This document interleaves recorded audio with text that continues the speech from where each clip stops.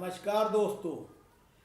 शख्सियत इस प्रोग्राम में हम कार्यपालिका, न्यायपालिका, विधायिका और पत्रकारिता के साथ साथ समाज में महत्वपूर्ण मुद्दों पर काम करने वाले विभूतियों के बारे में दिखाएंगे।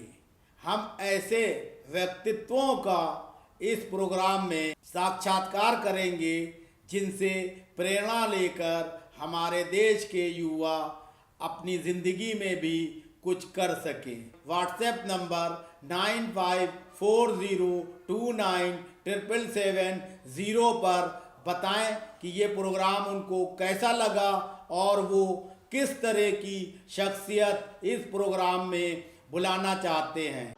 नमस्कार दोस्तों। हाल ही में 5 राज्यों पौंडीचेरी, केरल, असम, पश्चिम बंगाल और तमिलनाडु के विधानसभा चुनाव हुए। इन चुनावों में 3 राज्यों में विपक्षी दलों की पार्टियां सत्तासीन हुई हैं और सिर्फ एक छोटे राज्य पौंडीचेरी और असम में भारतीय जनता पार्टी की सरकार बनी है। ऐसे में विपक्षी एकता की बातें तेज हो गई हैं कि भारतीय जनता पार्टी का इन राज्यों में बुरा प्रदर्शन हुआ और विपक्षी एकता रंग लाई। ऐसे में भारतीय जनता पार्टी के खिलाफ लंबी रणनीति की आवश्यकता है। इस रणनीति के सूत्रधार हो सकते हैं वरिष्ठ नेता एनसीपी प्रमुख शरद पवार जी, लेकिन वे स्वास्थ्य की दृष्टि से आजकल आराम फरमा रहे हैं क्योंकि कई चीजों का उनका ऑपरेशन हुआ है। लेकिन उनकी पार्टी के वरिष्ठ नेता अरुण कुमार जी रणनीति बनाने में लगे हैं कि कैसे भारतीय जनता पार्टी को 2024 के लोकसभा चुनाव में भी उसी तरह पटकनी दी जाए जैसे पश्चिम बंगाल, केरल और तमिलनाडु में भारतीय जनता पार्टी को शिकस्त दी गई है। अरुण जी, आपने मेरे पहले एक प्रोग्राम में साफ कहा था कि पश्चिम बंगाल में 80 सीटों से ज्यादा बीजेपी नहीं आ सकती, केरल में भी वे निश्चित तौर पे हारेंगे और तमिलनाडु में डीएमके ही सरकार बनाएगी। आपकी कही बात सही साबित हुई। अब हम ये चाहेंगे कि आप ये बताएं कि किस तरीके से विपक्षी दल एकजुट होकर भारतीय जनता पार्टी को केंद्र से सत्ता से बेदखल करने के लिए रणनीति बनाए। साहब, जो अभी चुनाव हुए तो केरल में तो भारतीय जनता पार्टी का कुछ था नहीं पहले भी। हालांकि जिस मजबूती के साथ केरल में बीजेपी चुनाव लड़ रही थी और टीवी पे मीडिया में इतना ज्यादा आ रहा था जैसे लग रहा था कि केरला में 10-20 सीट बीजेपी जीत जाएगी और दिल्ली के मीडिया चैनल के लोग भी इस तरह की बात उठा रहे थे। लेकिन जब मैं केरल गया और मैंने जब खुद देखा अपनी आंखों से कि एक छोटे छोटे कस्बों में भी बीजेपी की रैली निकल रही है और 500-1000 लोग रैली में थे, तो मैंने अपने साथियों से पूछा कि यहाँ तो कुछ है नहीं, फिर भी इतने लोग कहाँ से रैली में आ रहे हैं? तो कहा जितने वोटर हैं वो सब रैली में है और वो सच साबित हुआ। तो अभी नहीं वहां बीजेपी उभर रही है मुसलमान के खिलाफ या क्रिश्चियंस के खिलाफ, जो भी माहौल बना पा रहे हैं वो लोग, लेकिन कुल मिलाकर के एक सीट थी वो भी उनको नहीं मिली। और जो सबसे बुरी हाल हुई, श्रीधरन साहब जो मेट्रो मैन कहे जाते थे, विपक्ष के नेताओं के लिए भी वो बहुत बड़े व्यक्तित्व के आदमी थे, वो भी बीजेपी से चुनाव लड़ गए और वो भी चुनाव हार गए। ये बहुत खराब, अच्छा नहीं हुआ। हालांकि मतलब अब ऐसे लोगों को ये सोच लेना चाहिए कि बीजेपी के नाम पे उनको मुफ्त में कोई चीज नहीं मिलने वाली। तमिलनाडु में भी बीजेपी का कोई मामला नहीं था, जरूर जयललिता की पार्टी के लोग जो थे वो उनके साथ मिल के लड़ रहे थे चुनाव, मोदी जी के साथ। उनकी मोदी जी की मेहरबानी थी उन लोगों के ऊपर और लग रहा था कि वो दोनों साथ हैं। लेकिन डीएमके में स्टालिन करुणानिधि साहब, ये पहला चुनाव था तमिलनाडु का, जब कोई बड़ा नेता नहीं था। वहाँ दो बड़े नेता करुणानिधि और जयललिता, ये दोनों इस चुनाव में नहीं थे, लेकिन जरूर स्टालिन अपने को स्टैब्लिश कर चुके थे, क्योंकि पार्लियामेंट चुनाव में उनकी पार्टी चुनाव जीती थी और कोई अप्रत्याशित नहीं था स्टालिन का जीतना, और डीएमके चुनाव जीती है। असल मुद्दा बंगाल का था। बंगाल में ही भारतीय जनता पार्टी ने साम दाम दंड भेद जितनी भी चीज कही जा सकती है सब का इस्तेमाल किया। मेरे दृष्टिकोण से जो सबसे बुरी चीज हुई वहां पे, एक तो बंगाल एक ऐसा स्टेट था जहां पैसे का बोलबाला अभी तक चुनाव में नहीं हुआ। मैं पहले से भी कहता आ रहा हूं कि तमिलनाडु, आंध्र प्रदेश, कर्नाटक और महाराष्ट्र में पिछले चुनाव में खूब पैसे का बोलबाला रहा, और वो धीरे धीरे दिल्ली और उत्तर प्रदेश, बिहार में भी आ रहा है, आया नहीं है पूरा, लेकिन बंगाल में तो बिल्कुल ही नहीं था।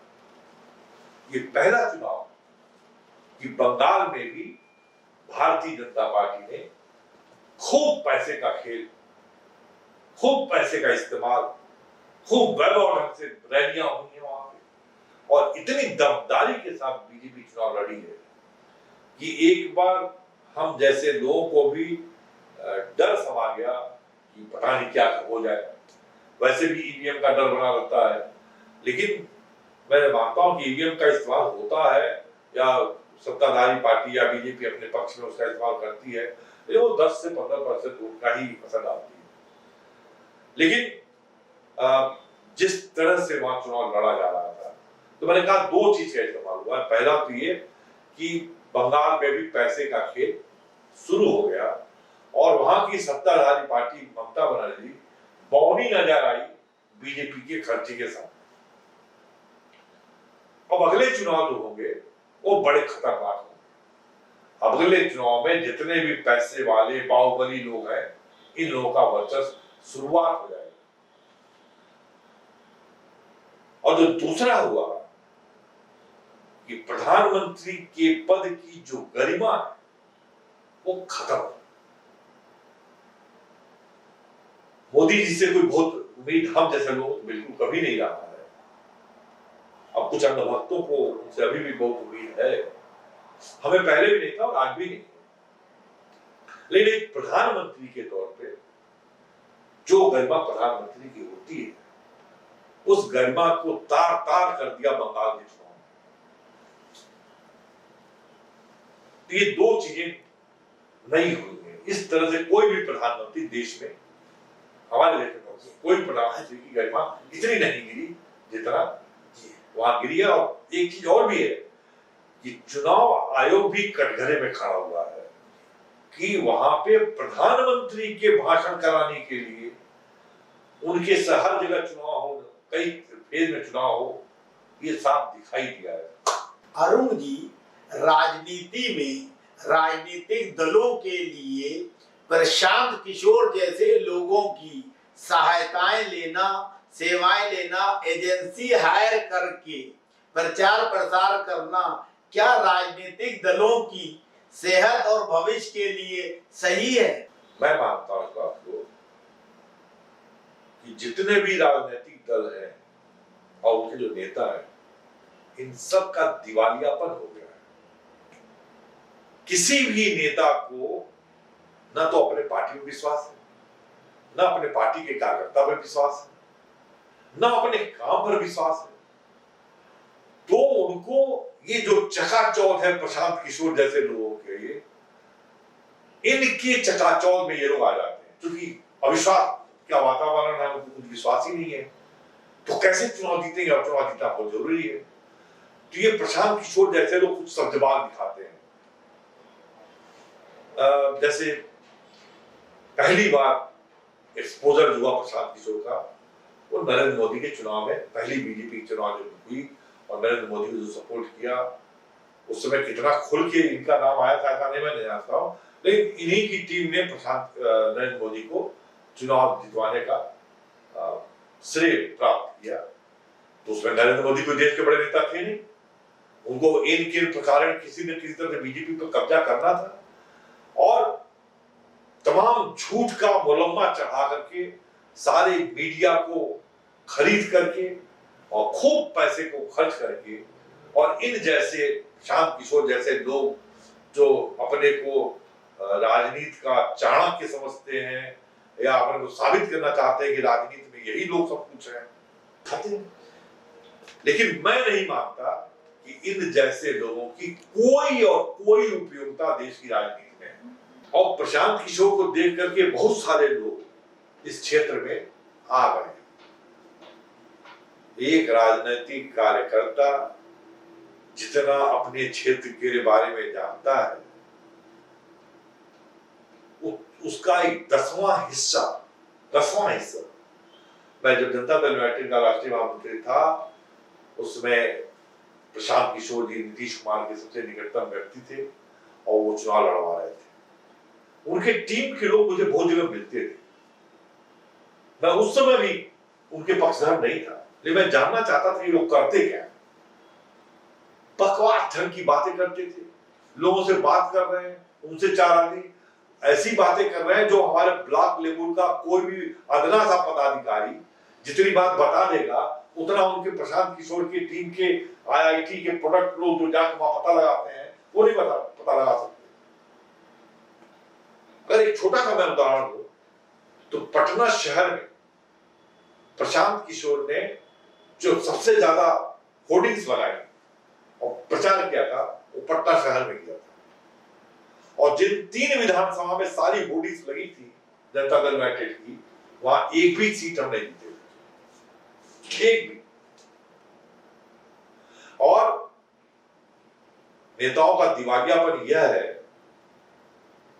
कि नीतीश कुमार चुनाव जीते इसलिए जीते कि लालू यादव से उनका समझौता हो,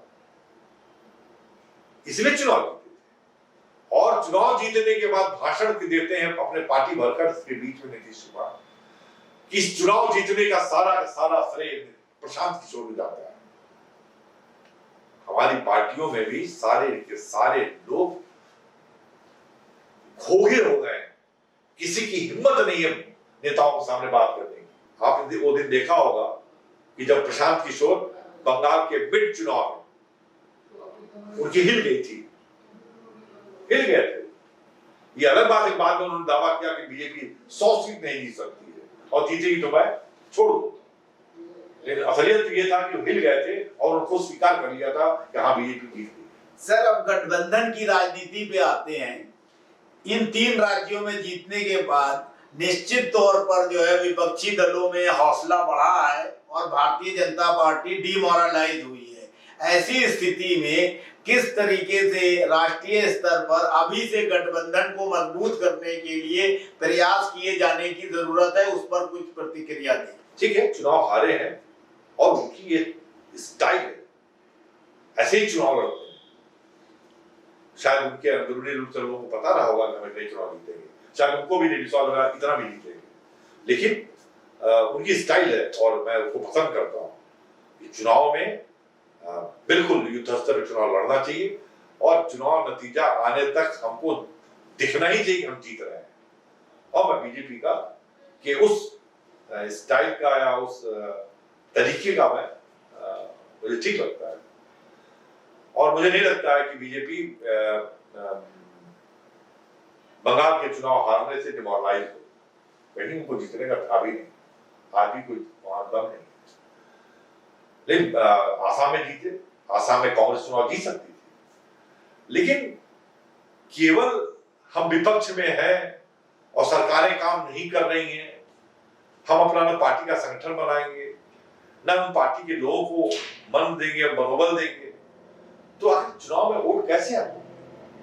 आसाम में कांग्रेस पार्टी ने किया या कांग्रेस पार्टी आज भी कहां कुछ कर रही है? आज की तारीख में कांग्रेस पार्टी पे ही सब कुछ दारोमदार, सारा विपक्ष का कांग्रेस पार्टी के ऊपर है। वही पार्टी सबसे बड़ी पार्टी है देश की, हर स्टेट में उनकी यूनिट है कम से कम। राहुल गांधी ही एक ऐसे नेता है जो हरदम हर इशू पे बोल रहे हैं, लेकिन केवल बोल रहे हैं, न तो पार्टी के संगठन के अंदर कुछ काम हो रहा है, न पार्टी के संगठन के लोगों को इकट्ठा किया जा रहा है, न पार्टी के अंदर जो भी कमियां हैं, जो नेता हैं जिनकी अपना कुछ सोच है, उनकी सोच पे भी बातचीत नहीं हो रही है। तो कुछ हो ही नहीं रहा है, तो खाली चुनाव में कहां हो जाएगा। और गठबंधन तो तब बनेगा जब एक बड़ी पार्टी जिसका 4-5 स्टेट में खुद का दम है, जो आज की तारीख में कांग्रेस पार्टी के पास, वही कुछ नहीं कर रही है। तो मुझे तो कुछ बहुत ज्यादा उम्मीद नहीं दिखाई दे रही है। हाँ, जरूर इस देश की जनता ही सबसे ज्यादा बहादुर है और सबसे ज्यादा अकलमंद है।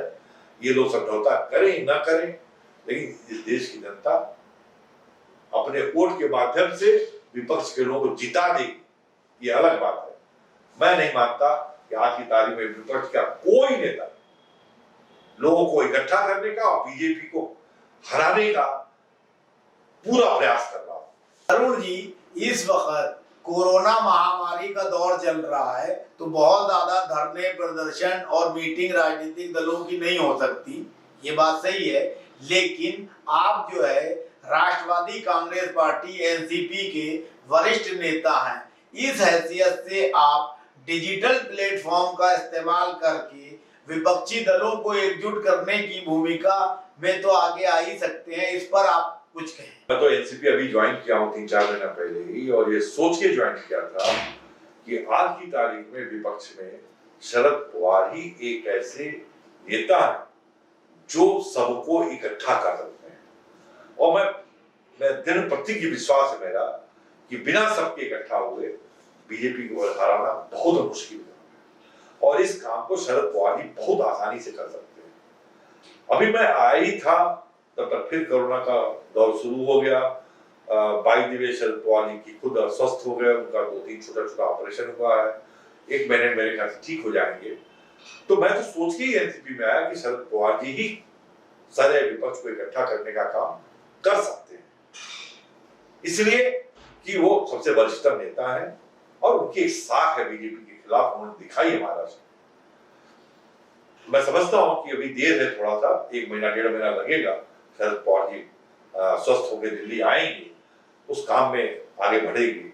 और उन्होंने पहल भी किया बंगाल में कि खुद अपनी पार्टी को चुनाव न लड़ा करके, समाजवादी पार्टी को चुनाव न लड़ाने देके, तेजस्वी को भी नहीं चुनाव लड़ने दिया वहां उन्होंने, और सबने ममता का सपोर्ट किया।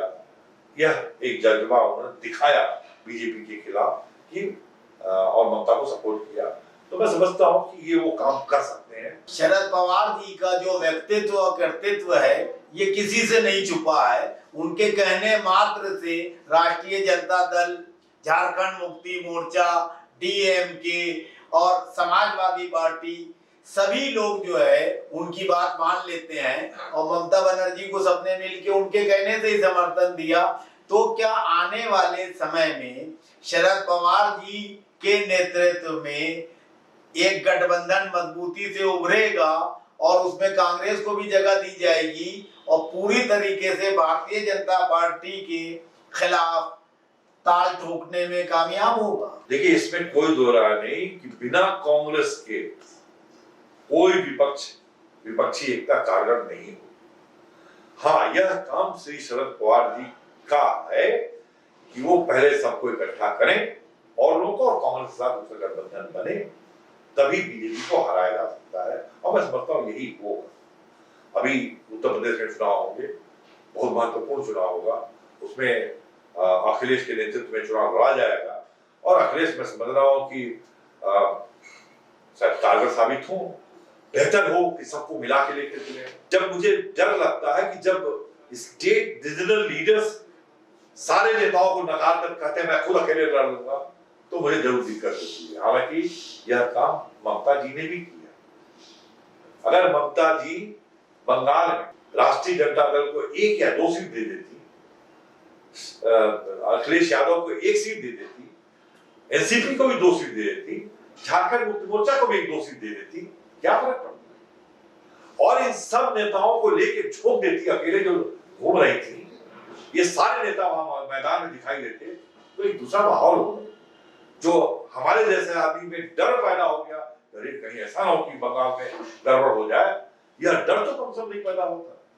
इसलिए सभी नेताओं से मेरा आग्रह है कि बीजेपी को परास्त करने के लिए सभी छोटी मोटी पार्टियों को एक करके लेकर चलना होगा और हम जैसे लोग इस काम को आगे बढ़ाएंगे, ये मैं आपको बताऊं। अरुण जी, जैसा कि आपने कहा कि उत्तर प्रदेश के विधानसभा चुनाव बहुत महत्वपूर्ण होने वाले हैं और इसमें समाजवादी पार्टी के मुखिया अखिलेश यादव को आगे रख के चुनाव लड़ाया जाए तो ज्यादा सही रहेगा, वो जीत सकते हैं। लेकिन कई बार ऐसा होता है कि अखिलेश यादव भी अकेले दम पे जो है चुनाव लड़ने की बात करते हैं और दूसरी तरफ बसपा सुप्रीमो मायावती आजकल थोड़ा बीजेपी से अपनी नजदीकियां बढ़ा रही हैं। ऐसी स्थिति में अखिलेश यादव को किस तरह से जो है गठबंधन अपना नेता मानकर और अपने हिस्से की सीटें लेकर भाजपा को सत्ता से बेदखल करने की रणनीति अपनाएगा? उत्तर प्रदेश का जो चुनाव होगा यही असली चुनाव होगा अगले लोकसभा के चुनाव को पहले, और इसकी सारा दारोमदार अखिलेश यादव पे होगा। अभी कोरोना के समय में, योगी के समय में जो उत्तर प्रदेश की बदहाली रही है, बहुत आसानी से अखिलेश यादव चुनाव जीत सकते हैं। लेकिन मैं फिर कहना चाहता हूं कि बिना सबको इकट्ठा किए यह संभव नहीं होगा, और अगर होगा भी तो वही जो बंगाल की हालत रहेगी, अंतिम समय तक मन में बना रहेगा कि ऐसा नौकरी वापस आ जाए, कैसा नौकरी वापस आ जाए। अगर सबको मिला के ले चलेंगे अखिलेश जी, तो निश्चित तौर पर बीजेपी वहां परास्त होगी पूरी तरह। तो उनको प्रयास करना चाहिए कि सबको, छोटी मोटी पार्टियां जितनी भी हैं उन सबको इकट्ठा करना चाहिए और कांग्रेस का गठबंधन उनको करना है।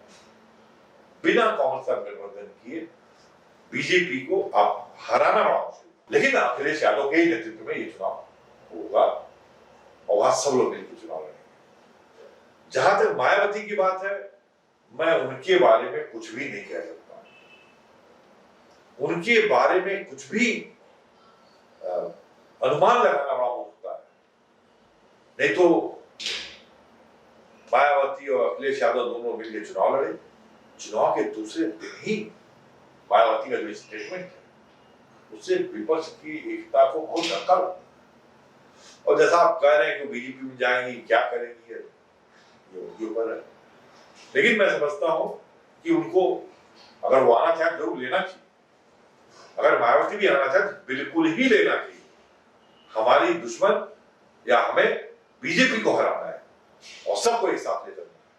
हाँ, लेकिन अगर हमारी एकता के अंदर कोई ऐसा व्यक्ति आ जाए जिसके ऊपर भरोसा ही नहीं रहे तक और हमें कुछ गड़बड़ कर दे, तो उससे भी सतर्क रहना। अरुण जी, यूपी की राजनीति को गहराई से समझने वाले और भारतीय जनता पार्टी की सरकार में कैबिनेट मंत्री रहे ओम प्रकाश राजभर साहब ने एक भागीदारी संकल्प मोर्चा बनाया है और उसमें भी 10 राजनीतिक दल ऐसे शामिल किए हैं जो अलग अलग जातियों का प्रतिनिधित्व करते हैं और वे भी सरकार बनाने के दावे कर रहे हैं।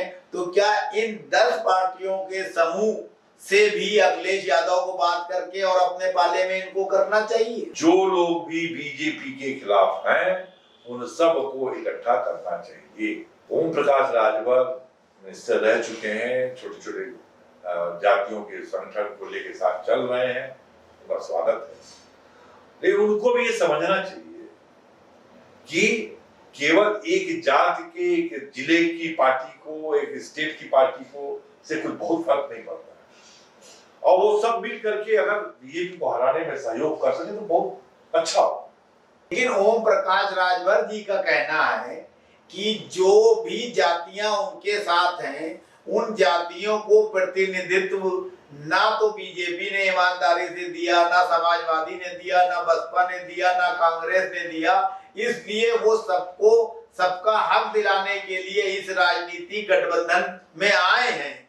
और क्या जितना वो अपना माइलेज चाहते हैं वो माइलेज अखिलेश यादव उनको देंगे?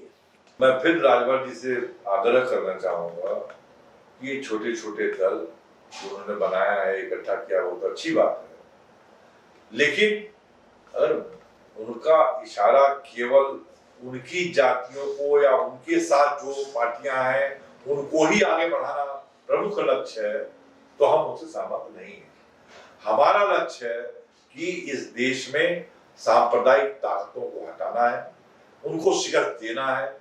इस देश का इतना बुरा हाल हो गया, इतना बुरा हाल हो गया कि जिन पार्टियों का लोकतंत्र में कोई विश्वास नहीं रह गया है, वह पार्टी हमारे पास केंद्र शासन में है, उत्तर प्रदेश में और तमाम बड़े बड़े प्रदेशों में शासन कर रही है। उसको हटाना पहला काम है। उसके लिए छोटी छोटी बातों को भूल करके सबको इकट्ठा होकर के हमें कुछ कम ही मिले, लेकिन हम इस बड़े भूत से, बड़े राक्षस से हम जीते, ये हमको कोशिश करनी चाहिए। हाँ, मैं उनको जरूर चेतावनी देता हूं कि अगर अलग लड़ जाएंगे तो उनका कोई अस्तित्व नहीं बचेगा। ये छोटी छोटी जातियों की पार्टियों से कुछ फर्क नहीं पड़ता है। हाँ, अगर यह एक बड़ी पार्टी के साथ चल जाएंगे तो इन सब का प्रतिनिधित्व अपने आप हो जाएगा। अकेले लड़ेंगे